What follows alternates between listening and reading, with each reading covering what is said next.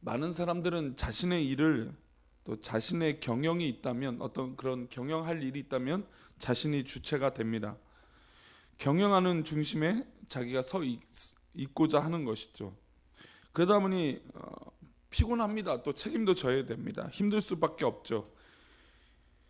경영을 하다 보면 사실은 감사하기보다는 어떤 이 일의 진행에 대해서 책임과 또 얼만큼 잘 될까 또 잘 못할까라고 하는 이런 이 판단과 환경 때문에 사실 많은 스트레스를 더 받게 됩니다. 그래서 감사가 마르게 되고 불평과 불만이 있고 적절한 시기에 어떤 정확한 판단을 하기 쉽지 않습니다. 왜 이런 얘기를 드리냐면 사실은 느헤미야가 총독으로 왔다면 사실 자신의 마음대로 모든 걸 다 해도 됐을 거예요. 그렇죠? 총독이고 뭐 이 예배당 뭐 그런 성전을 말하는 거죠. 성전과 이 모든 것 또 뭐 이스라엘 백성들 때로는 산볼락과 도비아를 향해서도 사실 뭐 전쟁을 그들이 막 하고 우리를 위협하들 우리도 같이 위협하고 그냥 진짜 싸움을 해도 될 것이고 여러 가지 어떤 그런 선택과 경영의 중심이 있을 수 있는 사람이 바로 느헤미야였습니다. 근데 느헤미야서를 읽다 보면 사실 이 느헤미야가 어떤 그런 경영에 물론 개혁이나 영적인 어떤 그런 회복을 애쓰고 힘쓰고 있지만 이런 어떤 그런 성공을 좌우하는 그런 이 중심의 경영에 있지 않는 것을 오히려 보게 됩니다. 성벽이 재건되고 또 성전을 다시 그런 예배와 절기를 회복할 때 자신의 어떤 그런 부분들을 회복하고 어떤 자신에게 해당되는 것들을 했던 것이 아니라 공동체를 위해서 어떤 그런 부분들을 세워나가고 또 레위인들과 제사장들을 세워나가는 그런 모습은 과연 정말 이 자신도 그런 혜택을 받을 수 있고 자신이 누릴 수 있는 것도 많을 텐데 총독이 받을 녹도 그러니까 월급도 포기하면서 이스라엘 백성들과 공동체 이런 레위인들을 세워나가는 것을 볼 수 있습니다. 오늘 유다 백성들과 느헤미야는 이제 성벽이 재건이 되고 나서 어떤 그런 이 봉헌식 같은 것을 진행하게 됩니다. 근데 이 모든 것은 하나님께로부터 왔다. 하나님께서 또 다스린다. 이 아름다운 신앙 고백이 이들에게 있다라는 것이죠. 느헤미야가 3차 포로 기한을 이끌고 돌아와서 무너진 성벽을 쌓고 불타버린 성문을 새롭게 달았습니다. 그리고 이들은 성 안에 들어가서 살 사람들도 정했죠. 어제 말씀 보니까 이스라엘 백성들 중에 10분의 1을 제비 뽑아서 살게 하고 또 민족의 지도자들과 대표하는 사람들은 또 예루살렘에 거하게 했습니다. 치안과 안전이 담보되지 않은 곳에 들어가서 살려 하지 않았고 또 지도자들이 먼저 모범이 되었다는 것입니다. 이제 모든 것이 이제 갖춰졌고 완벽해졌습니다. 이제 하나님께 이 성벽을 봉헌하며 예배드린 장면이 오늘 27절 이후의 말씀입니다. 그러니까 지금 이 이름들이 쫙 나오고 나서 이제 그 이름들을 다 이제 임봉하고 나서 성벽 봉헌식을 하는 거죠. 근데 이 성벽 봉헌식을 하는데 두 가지 중점의 사항이 있습니다. 첫 번째 27절 말씀 다시 한번 읽어봅니다. 예루살렘 성벽을 봉헌하게 되니 각처에서 레위 사람들을 찾아 예루살렘으로 데려다가 감사하며 노래하며 재금을 치며 비파와 수금을 타며 즐거이 봉헌식을 행하려 하매 성벽 봉헌식에서 가장 먼저 할 일은 감사였습니다. 느헤미야는 하나님 앞에서 감사할 것밖에 없었습니다. 느헤미야의 먼 친척 하나니가 그들을 찾아왔어요. 그렇죠? 그리고 예루살렘 성벽이 무너졌다고 막 말을 했더니 그 이야기를 듣고 이 느헤미야는 막 감동이 일어났습니다. 그리고 금식을 기도하며 눈물을 흘리며 성령의 감동으로 이 성벽을 어떻게 해야 될까, 예루살렘을 어떻게 할까라고 기도했습니다.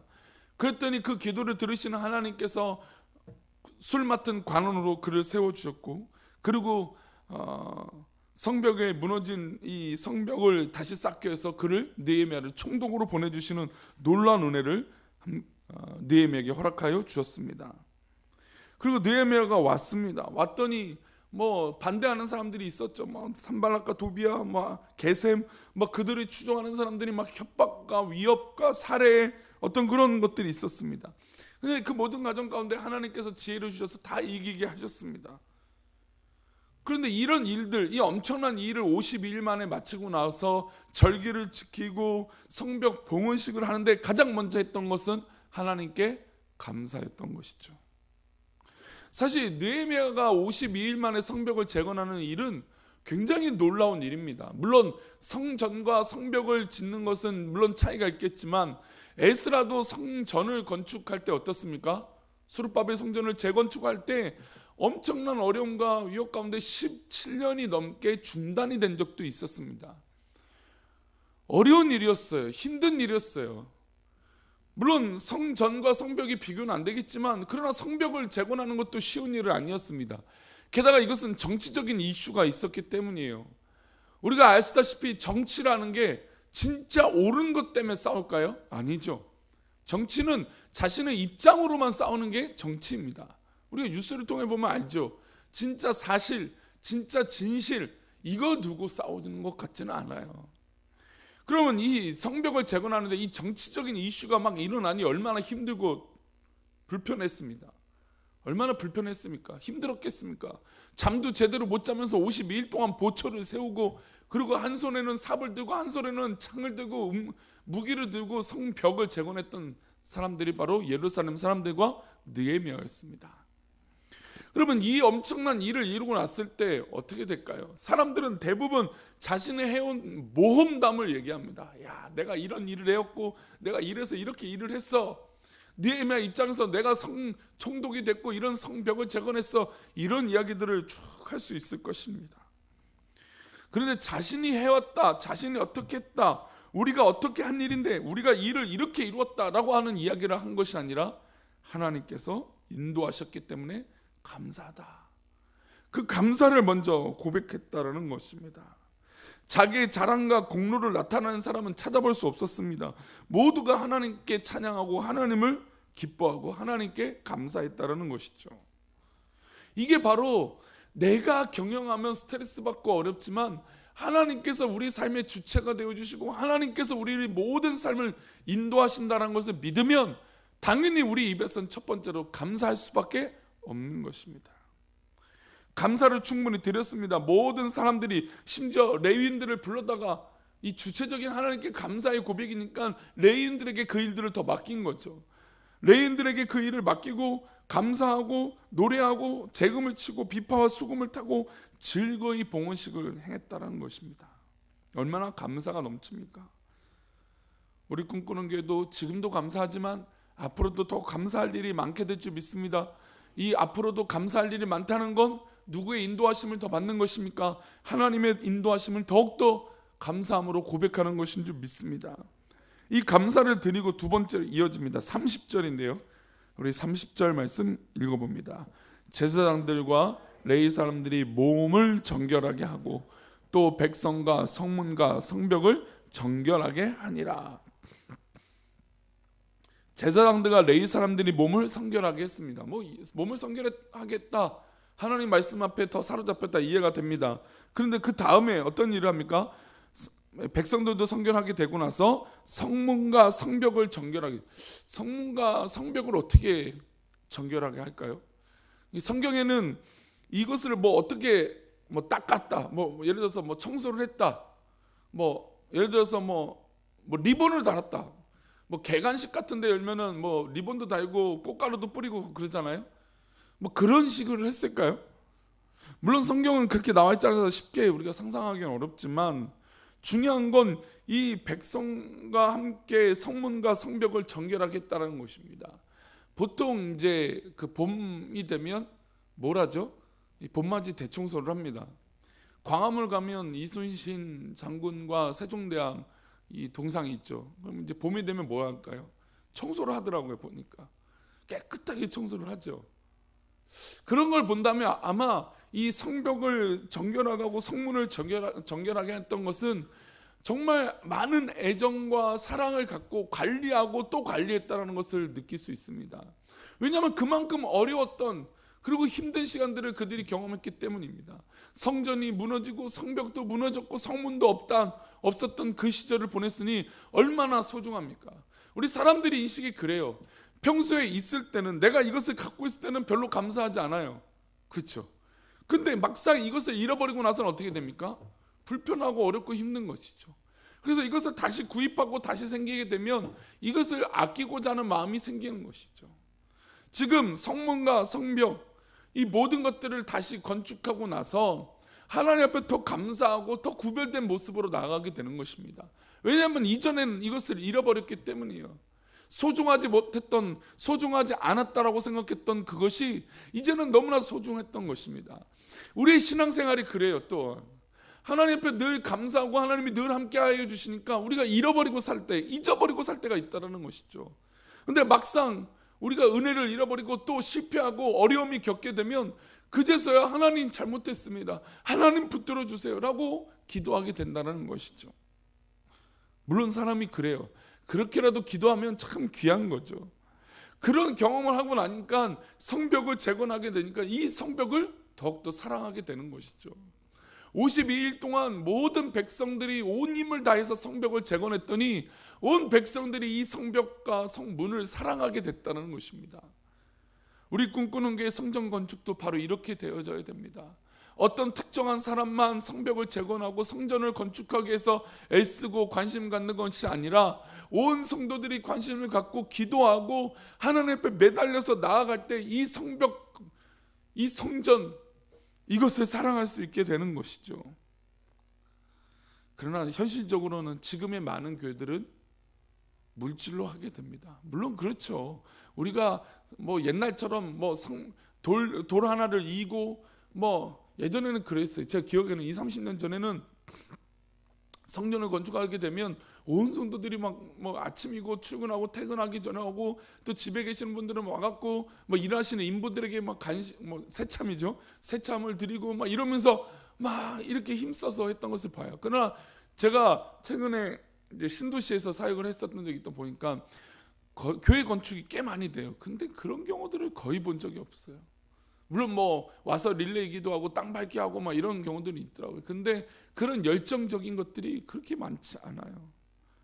오히려 편리해졌고 오히려 많은 부분들이 편해졌는데도 불구하고 오히려 성전을 사랑하는 그 마음은 하나님 앞에 더 있지 않은 것 같은 시대가 되어진 것 같습니다.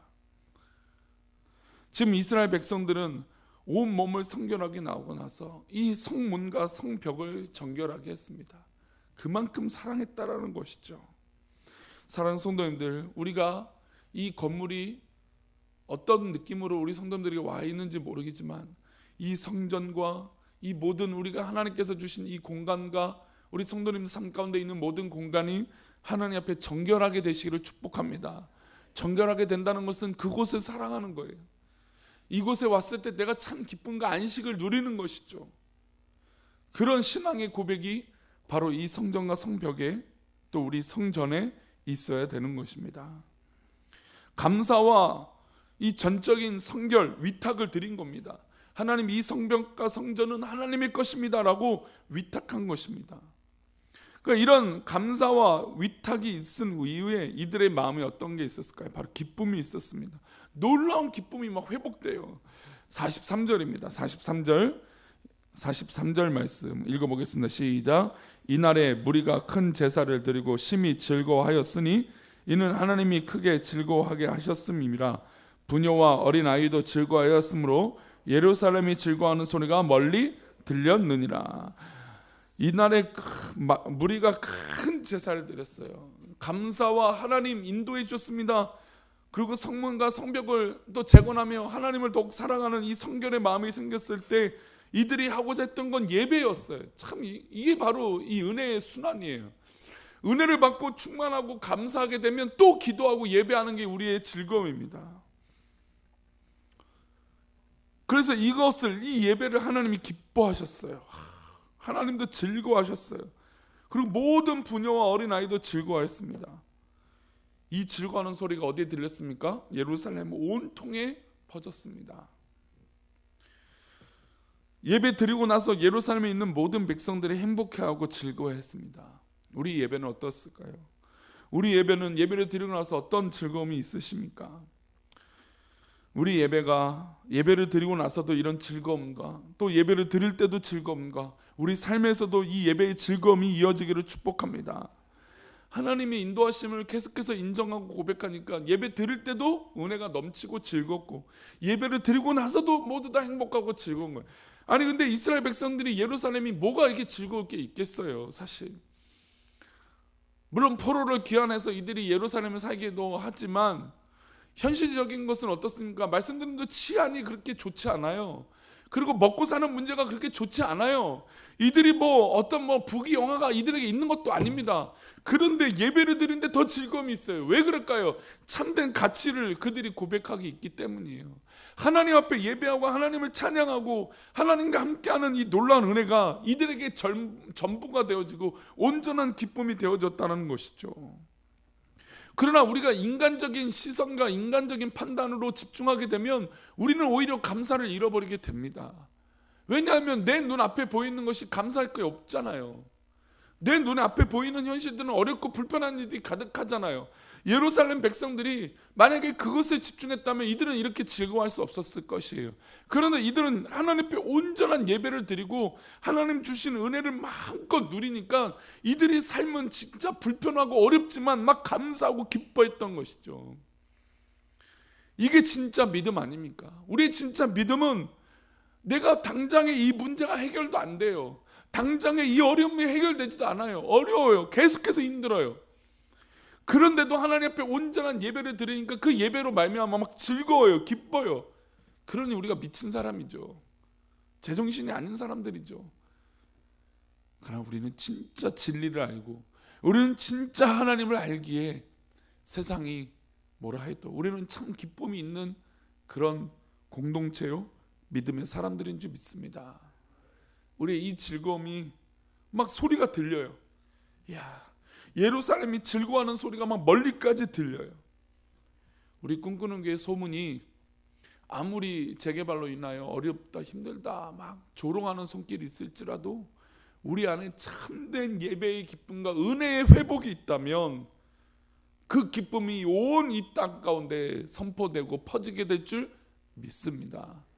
그러니 우리 사랑하는 성도님들 더욱 즐거이 예배하고 더욱 즐거이 하나님과 함께 하시기 바랍니다. 이게 우리 삶의 신앙의 하나님 것입니다라고 고백하는 삶의 원리예요.